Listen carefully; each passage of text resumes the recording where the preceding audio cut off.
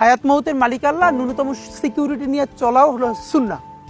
কিন্তু আমাদের লড়াইটা হলো, আমার মা স্বাভাবিকভাবেই কান্নাকাটি করেন, আমার পরিবার সবাই। তো আমি আমার মাকে বলেছি যে দেখো, মানে আমরা যে লড়াই নেমেছি, আমার একটা মনে হয় কি, কোনো রাজনীতিবিদের না বাসায় মৃত্যুটা হইতে পারে না, এটা কোনো ভালো মৃত্যু না। যিনি রাজনীতি করেন, যিনি লড়াই করেন, যিনি বিপ্লবী, যিনি সংগ্রামী, তার মৃত্যুটা হবে একটা সংগ্রামের মধ্য দিয়ে, একটা রাজপথে, একটা গ্লোরির মৃত্যু।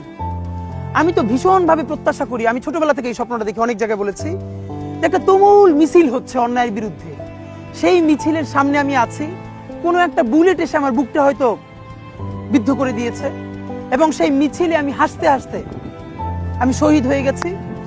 এবং সবাই যখন মৃত্যুটাকে ভীষণ ভয় পায়, আমি তখন হাসতে হাসতে আল্লাহর কাছে ভীষণ সন্তুষ্টি নিয়ে পৌঁছতে চাই যে আমি একটা ন্যূনতম ওই জীবনটা লিড করতে পারলাম, যে আমি একটা ইনসাফের হাসি নিয়ে আমি আমার আল্লাহর কাছে পৌঁছতে চাই।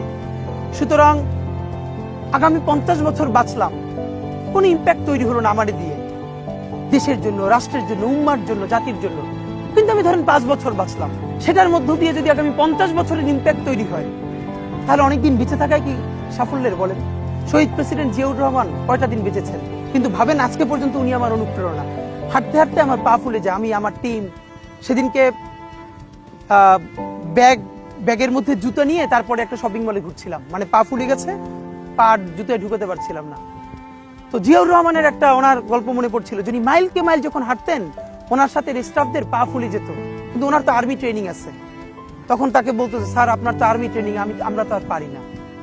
এই জন্য ওনাকে মানুষ রাখাল রাজা বলতো। তা আমরাও সারা বাংলাদেশের 56,000 বর্গ মাইলে হাঁটতে চাই, আমরা ইনসাফের চাষাবাদ করতে চাই, একটা স্বাধীন সার্বভৌমত্বের সততার বাংলাদেশ তৈরি করতে চাই। আল্লাহ যে কয়দিন হায়াতে রাখবেন এই লড়াইটা করব। যেদিন নিয়ে যাবেন, আমি স্বপ্ন দেখে যেতে চাই, আমি আমাদের এমন টিম, আমি আমার সন্তানকে রেখে যেতে চাই, আমার মৃত্যুর পরে যেন এই লড়াই বন্ধ না হয়, এই লড়াই যেন বাংলাদেশে কিয়ামত পর্যন্ত জারি।